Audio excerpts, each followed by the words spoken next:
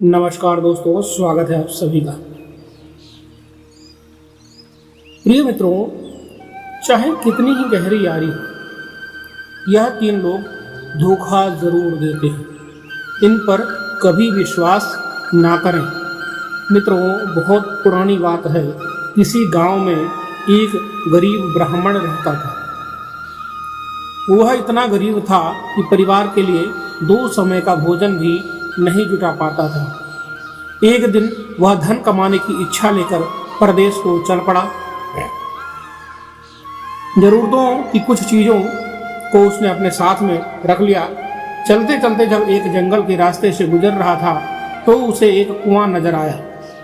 कुएं को देखकर उसे प्यास भी लगने लगी, तो कुएं में उसने झांक कर देखा तो उस कुएं में एक शेर, बंदर और सांप और साथ में एक आदमी पड़ा था। ऊपर से एक मनुष्य को झांकता हुआ देखकर शेर बोला, अरे भाई, तुम कौन हो? बड़े ही अच्छे समय पर आए हो। कृपा करके मुझे इस कुएं से बाहर खींच लो। कई दिनों से मैं इस कुएं में पड़ा हूं, मुझे निकालकर मुझ पर यह एहसान कर दो। मित्रों, शेर की प्रार्थना सुनकर ब्राह्मण कहने लगा, हे शेर, क्या तुम मुझे मूर्ख समझ रहे हो? अगर मैंने तुम्हें बाहर निकाला तो तुम मुझे मारकर खा नहीं जाओगे। तुम एक हिंसक पशु हो और स्वभाव से मेरे शत्रु हो। मैं तुम पर विश्वास नहीं कर सकता। तभी शेर बोलता है, अरे भले आदमी, मैं खुद मुसीबत का मारा हूं। मैं तुम्हें भला क्यों नुकसान पहुंचाऊंगा? तुम मुझसे अकारण ही डर रहे हो। शेर की बार बार प्रार्थना करने पर उस गरीब ब्राह्मण को उस पर दया आ गई। सोचने लगा, आखिर परोपकार ही पुण्य का काम होता है। शेर बोला, हे भाई, मैं तुमसे वादा करता हूँ कि मैं तुम्हें किसी तरह का नुकसान नहीं पहुँचाऊंगा और सदा तो तुम्हारा एहसानमंद रहूंगा। सोच विचार कर ब्राह्मण ने रस्सी डालकर शेर को कुएं से निकाल लिया। कुएं से बाहर निकलने के बाद शेर ने ब्राह्मण को धन्यवाद दिया और बोला, मैं तुम्हारा यह उपकार कभी नहीं भूलूंगा। दोस्तों, वीडियो में आगे बढ़ने से पहले वीडियो को लाइक कर दीजिए, चैनल को सब्सक्राइब कर लीजिए और कमेंट बॉक्स में जय सीताराम जरूर लिख दीजिए। दोस्तों, आइए इस कहानी को शुरू करते हैं। शेर ने ब्राह्मण को धन्यवाद दिया और बोला, मैं तुम्हारा यह उपकार कभी नहीं भूलूंगा। मैं पहाड़ के उस पार रहता हूँ। कभी तुम पर मुसीबत आ जाए तो तुम मेरे पास चले आना। जितनी हो सकेगी मैं तुम्हारी मदद अवश्य करूंगा। मित्रों, इसके बाद कुएं के अंदर से एक बंदर की आवाज आती है। बंदर कहता है, ओ भले आदमी, मुझे भी कुएं से बाहर खींच लो। मैं भी तुम्हारा सदा एहसानमंद रहूंगा। मित्रों, ब्राह्मण ने रस्सी डालकर बंदर को भी निकाल लिया। बंदर ने भी उसे धन्यवाद दिया और कहा कि मैं उस पहाड़ी के पीछे एक बगीचे में रहता हूँ। कभी तुम्हें मेरी जरूरत पड़े तो तुम मेरे पास चले आना। मैं आपकी पूरी मदद करूंगा। इतना कहकर बंदर भी वहीं खड़ा हो गया। तभी कुएं के अंदर से सांप ने आवाज लगाई कि ओ ब्राह्मण देवता, जिस तरह आपने शेर और बंदर को निकाला है, मुझे भी निकाल कर मुझ पर एक उपकार कर दो। तब ब्राह्मण बोला, ना बाबा ना, तुम तो एक सांप हो, कहीं मुझे काट लिया। तो सर्प बोला, अरे भाई, कैसी बातें करते हो? क्या कोई अपने मददगार को नुकसान पहुंचा सकता है? ब्राह्मण बोला, हे सर्प, मैं तुम पर यकीन नहीं कर सकता हूँ। सर्प ने बहुत विनती की कि देखो, तुम मुझे निकाल लो, मैं आपको नहीं काटूंगा।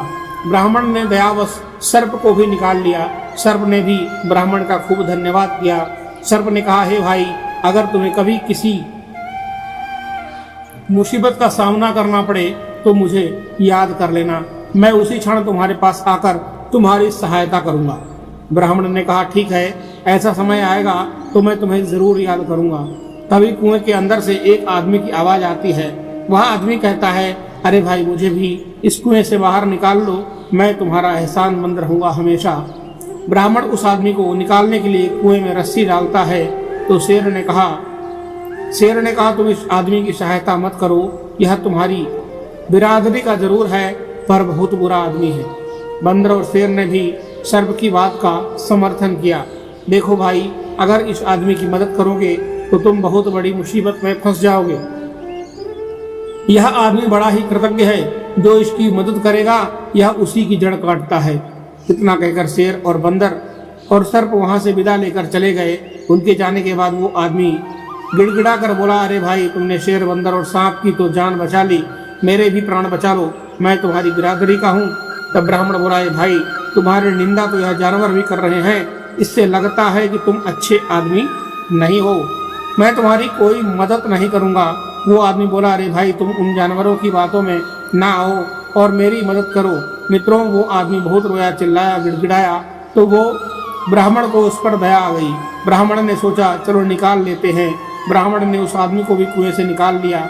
उस आदमी ने ब्राह्मण को बहुत धन्यवाद किया, बोला, बंधु, तुमने मुझ पर जो उपकार किया है उसे मैं 7 जन्मों तक नहीं भूलूंगा। तो ब्राह्मण कहता, अरे भाई, इसमें उपकार कैसी क्या बात है, इंसान ही इंसान के काम आता है, लेकिन तुम कौन हो? तब वो आदमी ब्राह्मण को अपना परिचय देता है, यह भैया, मैं एक गरीब सुनार हूँ, पास ही के शहर रतन नगर में रहता हूँ, कभी मेरे योग्य कोई सेवा हो तो मेरे घर जरूर पधारना। इतना कहकर वो भी चला गया। उस आदमी के जाने के बाद ब्राह्मण ने झोले से लोटा निकाला और कुएं से पानी भरकर पी लिया और अपनी राह पर चल पड़ा। फिर काफी देर तक चलने के बाद वह एक नगर में पहुंचा। वो शहर में पहुंच तो गया, अब उसे नौकरी की तलाश थी। वो घर से बड़ा गरीब था। ब्राह्मण एक सेठ की दुकान पर पहुंचा और सेठ से विनती की कि आप मुझे कोई काम दे सकते हैं, मैं पूरी मेहनत और ईमानदारी के साथ आपका काम करूंगा। तब सेठ कहता है, माफ करना, मेरे पास कोई खाली जगह नहीं है, कोई दूसरा दरवाजा देखो। ब्राह्मण निराश होकर वहां से लौट गया। उसके बाद ब्राह्मण ने नौकरी के लिए खूब दौड़ धूप की, लेकिन उसकी तकदीर ने उसका साथ नहीं दिया। तो ब्राह्मण सोचने लगा कि अब मैं अपने बीवी बच्चों के सामने क्या मुंह लेकर जाऊंगा, मुझ जैसे बदनसीब को अब आत्महत्या करना ही ठीक है। इस तरह से हताश होकर ब्राह्मण आत्महत्या करने की सोचने लगा, लेकिन तभी उसे शेर, बंदर और सांप, सुनार के वचनों की याद आई और उसने सोचा, क्यों ना एक बार इन्हें भी आजमा कर देख लिया जाए, शायद वो मेरी कुछ मदद कर सके। मित्रों, वो आत्महत्या का विचार त्याग कर सबसे पहले बंदर के पास पहुंचा। बंदर ने दिल खोलकर उसका स्वागत किया, खूब वृक्ष से तोड़कर मीठे मीठे फल खिलाए। बंदर ने कहा, आप कभी भी मेरे घर चले आना, यहाँ हमेशा आपका स्वागत होगा। ब्राह्मण ने बंदर से कहा, बंदर भाई, मैं राजा शेर से मिलना चाहता हूँ, क्या तुम मुझे उसका पता बता सकते हो? तब बंदर कहता है, हाँ हाँ, क्यों नहीं, तुम पहाड़ी के नीचे चले जाओ, पहाड़ी के उस पार तुम्हें सबसे पहले वनराज की ही गुफा मिलेगी। इतना कहकर ब्राह्मण वहां से चला गया और शेर की गुफा के पास पहुंचा। जब ब्राह्मण ने शेर के पास पहुंचा तो शेर खुशी से उसका स्वागत करने के लिए आगे आया और बोला, तुम्हें देखकर मुझे बहुत ही खुशी हुई, मित्र, बोलो मैं तुम्हारी क्या सेवा करूं? तब ब्राह्मण कहता है, हे भाई, मैं बहुत ही गरीब हूँ, अगर मुझे कहीं से कुछ धन मिल जाए तो मैं अपने घर लौट जाऊं, वरना मेरे लिए खुद खुशी करने के सिवा कोई दूसरा रास्ता नहीं है। इतना निराश ना हो मित्र, तुम यहीं ठहरो, मैं अभी आता हूँ। इतना कहकर शेर अपनी गुफा में चला गया। जब शेर गुफा से बाहर निकला तो उसके मुंह में सोने का सुंदर रत्न जड़ित हार था। वह हार ब्राह्मण को देते हुए बोला, लो मित्र, इस हार को बेचकर तुम्हें अच्छे पैसे मिल जाएंगे, तुम्हारी सारी गरीबी दूर हो जाएगी। शेर से वह हार लेकर ब्राह्मण ने उसे धन्यवाद किया और कहा कि तुमने अपना वचन निभाया। इतना कहकर ब्राह्मण ने हार उठाया और शेर से विदा ली और रतन नगर को लौट आया। वापस लौटते ही ब्राह्मण का मन खुशी से फूला नहीं समा रहा था। आखिरकार उसकी यात्रा सफल हो गई थी। इस हार को अच्छे दामों में बेचकर मैं घर लौट जाऊंगा। मुझे वापस घर आया देखकर मेरी बीवी और बच्चे बहुत खुश होंगे। हार की बिक्री से खूब धन मिलेगा। अब हम सुख के दिन बिताएंगे।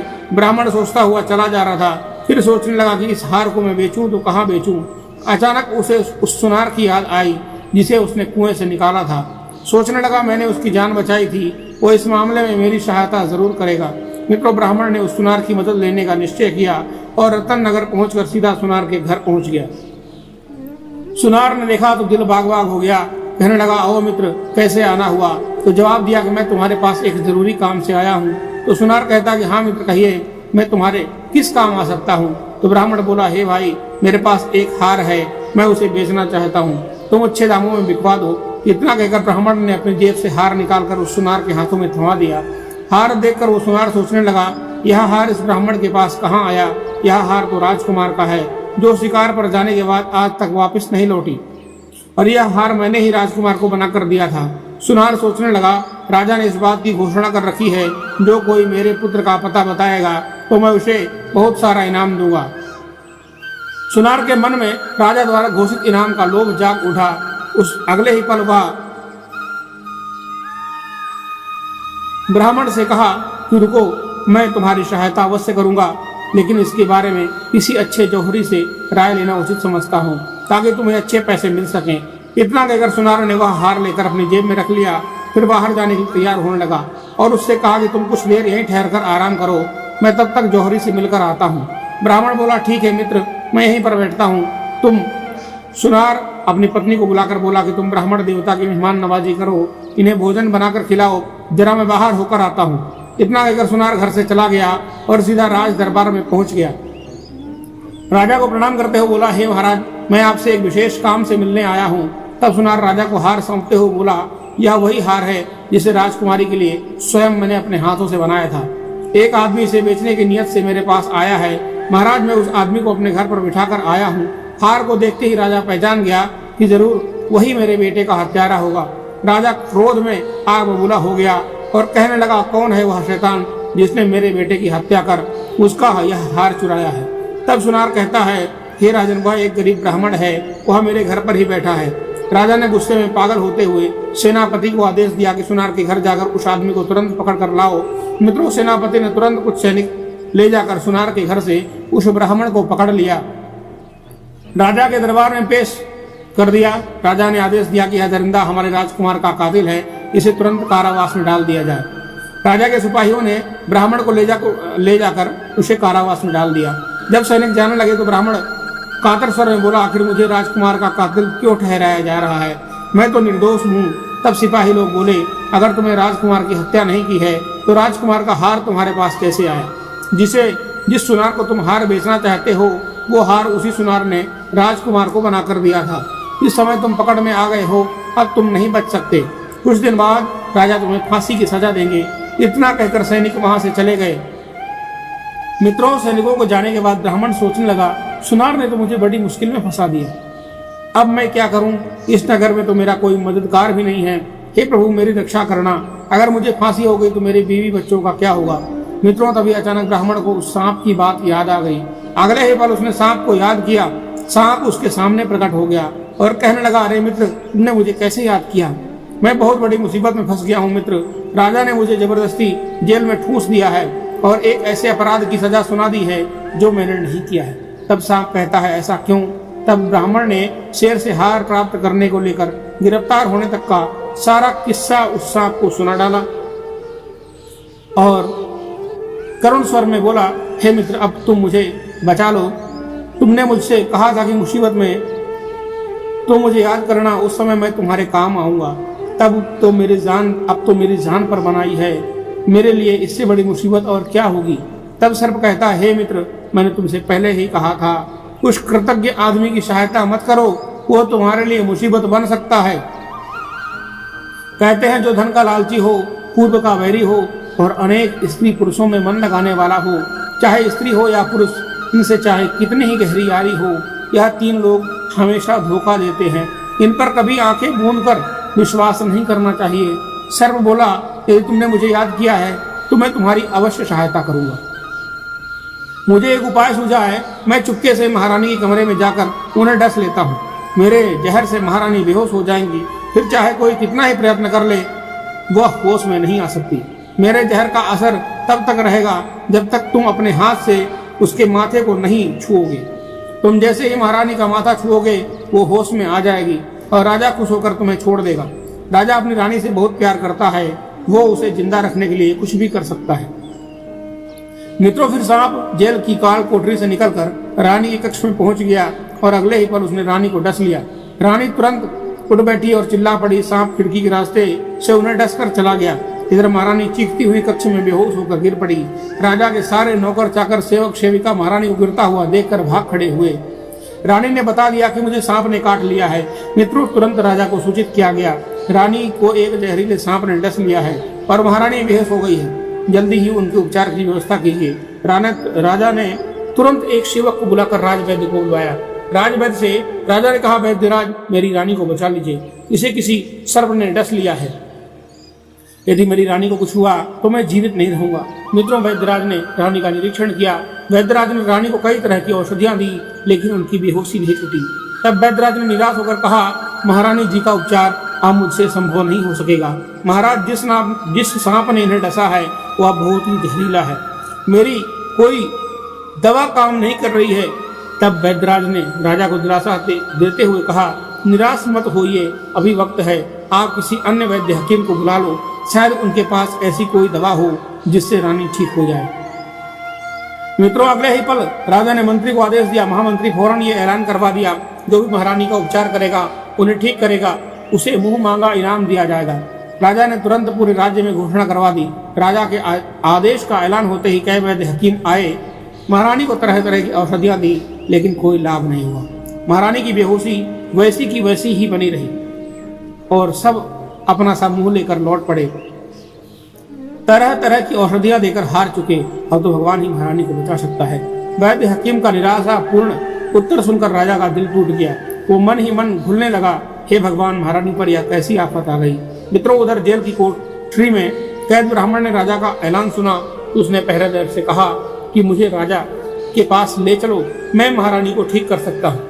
तब पहरेदार कहता, रे ब्राह्मण, जब अच्छे अच्छे वैद्य हकीम भी उन्हें ठीक नहीं कर पाए तो तुम एक हत्यारे होकर उन्हें भला कैसे ठीक करोगे।